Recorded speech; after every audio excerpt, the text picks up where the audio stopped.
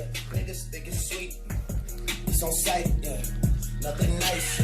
They get so. It's all about that bass. As you see, here's an SB2000. I recently went dual subs, two SB2000s by the brand SVS.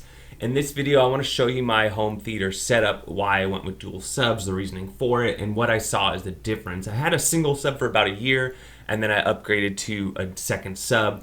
So I want to go ahead and just go do an unboxing, go over why I went dual, talk a little bit about my setup, what I might do differently, and we'll go from there. So I think it's important. I know everyone's really excited when it's time to buy a home theater system. You go to Best Buy and you listen to it and you're like, this sounds amazing. You just go and you buy stuff. But I really think looking at your room, the size of it, and the restrictions you have, my restrictions were pretty big. One is this room is not that big. Two is my wife and I, we don't want something obnoxious, something huge. And that's why I went with bookshelf speakers over tower speakers. Tower speakers are way better. You're gonna get way more mid-range, you have way more speakers and everything. Same thing with a ported sub versus a sealed sub. I went with the sealed sub. If you have room, go with the ported sub. But I highly recommend you get a cardboard box and you cut it in the shape of how big a ported sub box is gonna be, and you see how massive that thing's gonna be in your room.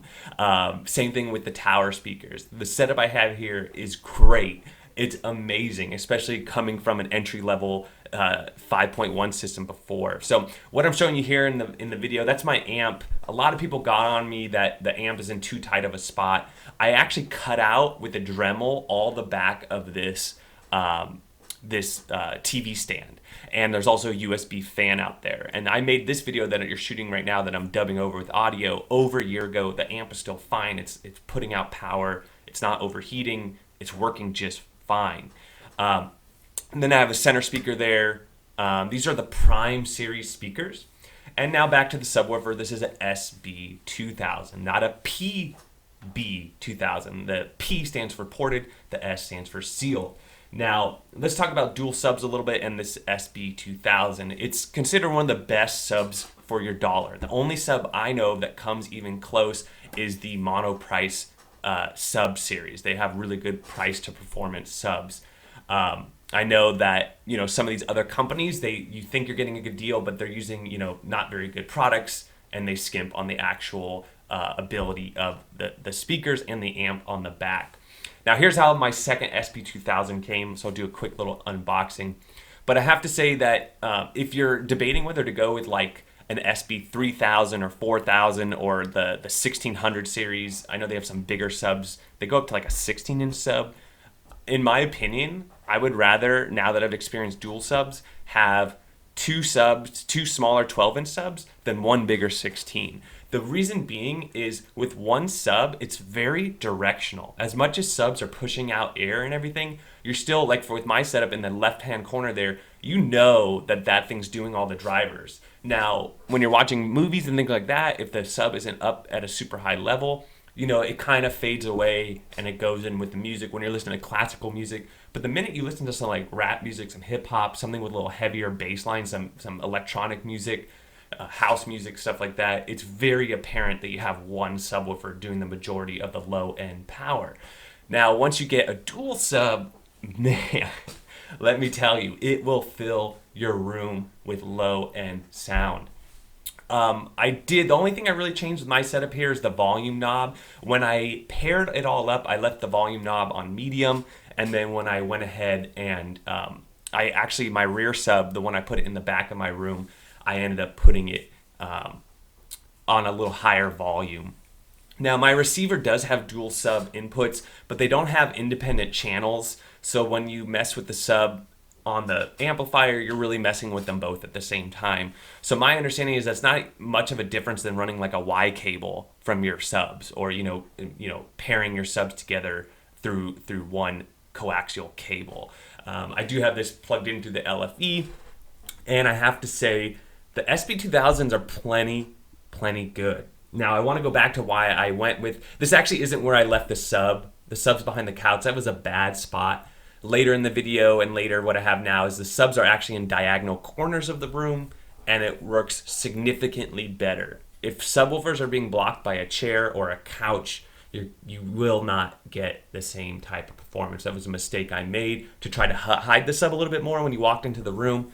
but now I have it that I just move the sub into the corner when we're gonna watch something, and when we have guests over, I just move it underneath. There's a little stand in the back of my room. So since the time of this recording, the SB2000, I believe, is being discontinued because they're no longer advertising it on their website, and they're doing a lot in their outlet, and they've recently released the brand new subwoofer, which is the SB2000 Pro. Now the Pro evidently is going to have a higher output. It is now a smart speaker. It's no longer a dumb speaker, and there's a couple other increases. You can see a quick spec sheet, but just right off the bat, it's now a 550 watt, 1500 watt peak, with the older version only being a 500 watt, 1100 watt peak. Frequency ranges 19 to 220. Now it goes all the way up to 240. So if that's not a huge deal, and the average user might not see that, but if you have the money, go ahead and get the newer one. But another option is a lot of companies are getting rid of their SB2000 stock knowing that they're discontinued, and that's how I was able to buy my second subwoofer for $550 out the door with tax, with shipping, brand new, sealed, 5-year warranty. So let's talk about a couple things what I like about SVS. One is their customer service. You can call them anytime, and they'll literally walk you through what amp settings you should have, how you should be wiring it, where you should be putting the subwoofers in your room, the different configurations. They are very helpful to me, and they actually were able for me to get the most out of my subwoofer, and that was huge. The 5-year warranty. And the 5-year warranty also is on their outlet products. If you want to save some money, this is where I got all my stuff, is I got scratch and dent, but their scratches are so superficial, it's ridiculous. Now, once or twice a year, they will do a super sale, and that's when you really get good deals. So in case you're wondering, I spent right around, for just all my SVS speakers, 2 surround sounds, 2 bookshelves, a center speaker, and 2 subwoofers, out the door, I spent around $2,000, $2,100. Now, that doesn't include the amp, and that doesn't include the wires, and that doesn't include the banana clips. But when you include all that, that's maybe another $300 or so. And so for all of that, you have a really good sound system, a 5.2 sound system. Now, so those are the pros: the 5-year warranty, good bang for your dollar, and the customer service is top notch. Shipping is usually included. The other thing I would say that's nice about the SVS is they have a contract with like Best Buy and a lot of other local retailers. So what that means is that you can go into your local store and test these out yourself. Especially when it comes to, a lot of you are probably debating whether to go with the SB or with the PB. The PB being the ported. Anytime there's a P, there's a port. Speaking of the new series, the SB Series Pro, if you go to their subwoofers, you'll see that the new PB series has 2 ports now instead of the old one. If you go to the outlet here, they have the old version, again, replaced by the Pro. If you're going to the ported, it now has, instead of a single port. Now, I wonder if they made it even bigger or not, because like I said, the ported is huge. If that hasn't come across yet, it is a huge subwoofer. The actual box is the exact same size. You just have a second port being added. Now, somebody mentioned something to me. It seems kind of, janky, but that you could get a PB, and let's say you don't like a ported sub, you could actually just seal this off, right? It's just seal off the port. So when you buy a PB, you can actually turn it into an SB. Now, it's kind of janky. It's not necessarily exactly the same thing, but you can mimic that style. It's my understanding that the PB is going to do better in an open space room that doesn't have walls to bounce off of. It's going to give you that boom.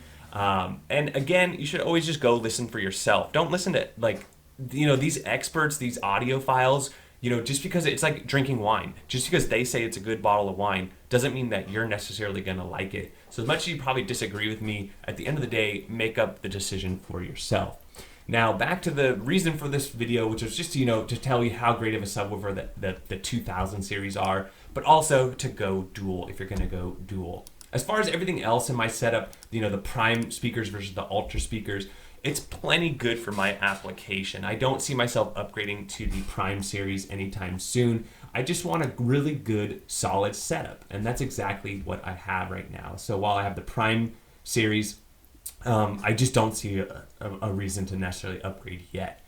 Maybe when the Dolby Atmos gets even better, I might do that. See, they're trying to get rid of all their 2000s here. And again, if you go dual, if you buy them at the same time, you do get a discount from SVS directly. But I actually found a better deal shopping around and looking around for better prices. So after reading their article, do I agree with this? Effortless bass with a greater headroom. Yes, I agree. I had to really drive, when I had a single bass and I wanted a lot of bass, I really had to drive the heck out of a single speaker. With dual subs now, I'm not maxing out my volume controls as much as I was when I had one. This is huge. You knew, when I had that single subwoofer, I knew exactly where the bass was coming from. It didn't necessarily mix in with the other lows and mid-range audio coming out. So that is huge. And this is actually big. You would think that 2 subs is, more stuff you got to put in your room. But you can hide, these actually aren't that big. They're 14-inch cubes, basically. And they're not that, they're big, but they're not that big. Like I said, those ported boxes are big. And so with my room constraints and the constraint that I can't just, like, this guy has, like, this literally, if I was to walk into this room, if this was in your living room, I would know exactly what your priorities were as a person. But if this was your living room, it's not necessarily that appeasing. It's not, comfortable. This would be great for a home theater, but I don't have an extra room in my house for a home theater. Now, as far as placements, I'm going with this style placement here, but as you know, my sub is in the left and then also in the right side there. But you can run it a couple of different configurations here. I did want to touch on is that I'm not necessarily a fan of this big metal grill on the front of the SB2000. In the SB2000 Pro, they've replaced it with this grill. I've contacted SVS about can I buy this grill? I just want to buy 2 of them. The mounting points for the grill are probably the exact same because the box is the exact same for the Pro versus the non-Pro. And, they just don't offer it yet. They said they're not going to have it within 6 months. I was kind of like, that's kind of whack. And then if you actually go online, there's actually some forum about somebody saying like, hey, I created a CAD drawing of where you need to put the mounting points so you can build your own and then just, cover it with your own fabric. And evidently SVS was like, this is really cool, but we would appreciate it. They didn't do a cease and desist, but basically they said, please don't pursue this any further. So that's kind of weird to me. I wish they would at least offer it. It seems like kind of an Apple move to me of like, they just don't allow, people obviously want this option, but they don't offer it. But then they also prevent people from trying to do it themselves. Like, that was a little weird to me. And I just hope that they offer these and they offer them at a decent deal. Because this, in my opinion, is 10 times better than this. It's lighter. My kid can't slip his fingers. I don't know if you can see this, but you can slip your fingers through the top of that and the bottom of it. It just looks way better, too. Like, it looks way better. So that's my one pet peeve with the speaker. The last thing I want to talk about is something called a butt kicker that somebody brought to my attention a little while back. And that's like, do you want to be in a movie and then you hear the bass in the movie and it just shakes your entire couch? Like there's an avalanche and you just feel this avalanche coming down the mountain. You're going to want something like this, a butt kicker or some of these other products. I haven't tried them out yet myself. Let me know if you think I should get one. But basically, you hook it up as a speaker. It's just another speaker in your sound system. So it will know when a low-end frequency is being played in whatever you're listening to, and then it will shake your seat or whatever you're on accordingly. Because a lot of people think bass is just that. They think it's that thump, that rumble. And in my opinion, it's not. It's a mix. It should also blend in with the music. And it's it's a range of sounds. But if you just want, you just like it, I want to be in the movie, I want to be rumbling with the actor, you might want to check this out. That's called a butt kicker. So anyways, that's what I think. Dual subs, 2 thumbs up by me. Definitely do if you have the money. And what you could do is just buy one for the time being and then upgrade later. SVS, big thumbs up to them. They have not given me any discounts or anything. They've been great as far as customer service, but I still recommend them as a company. And if I was to build a new system, I'd definitely use them again. But that's what I think. Let me know what y'all think. Don't forget to like and subscribe. I will catch you on the next one.